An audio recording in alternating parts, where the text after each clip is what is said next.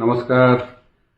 ইতিমধ্যে গোটেই সমগ্ৰ অসমত যথেষ্ট হয়হল্লা হৈছে যে নৱকুমাৰ শৰণীয়াৰ ST ষ্টেটাছক লৈ। ইতিমধ্যে আপোনালোকে দেখিছে যে এইখন হ'ল স্পিকিং অৰ্ডাৰ। ইয়াত স্ক্ৰুটিনি কমিটিৰ ষ্টেট লেভেল স্ক্ৰুটিনি কমিটিৰ চেয়াৰমেনৰ পৰা মেম্বাৰলৈকে ছিগনেচাৰ আছে। ইয়াত লাষ্ট লিখিছে যে Shri Nabakumar Saraniya son of Lakshikanta Saraniya alias Lakshikanta Das alias Lakshikanta Sarukoch of village Digripar, Tamalpur district, Baksa, does not belong to Boro Kosari community.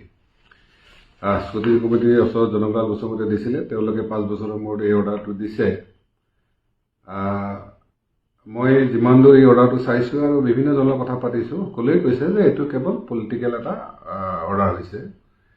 কাৰণ ইয়াত জনলাল গোস্বামীয়ে যিটো এপিল কৰিছিল, তাৰপিছত আমিও ইয়াত প্ৰেজেণ্টেশ্যন দিছিলোঁ, তাৰপিছত এই অৰ্ডাৰটো দিছে। এতিয়া প্ৰশ্নটো হৈছে যে অহাকালিলৈ নৱকুমাৰ শৰণীয়া আকৌ ইলেকশ্যন খেলিব পাৰিব নে নোৱাৰিব। এই ক্ষেত্ৰত যিহেতু আমাৰ হাতত সময় কিছু আছে আৰু যিহেতু কোৰ্টত যোৱাৰ সুবিধাটো আছে, নিশ্চিতভাৱে আমি কোৰ্টত যাম।